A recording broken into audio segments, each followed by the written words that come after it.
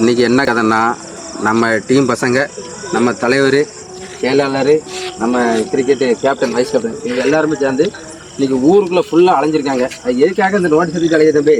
இந்த ஜனவரி மாதம் 15 பொங்கல் விளையாட்டு வருது. ஜனவரி மாதம் 15. சரி, விளையாட்டு போட்டி ஊரில். சரி, அதுக்கு வந்து நன்கொடை பிரிக்காண்டி சரி நோட்டீஸ் கொடுத்துட்டு வரோம்.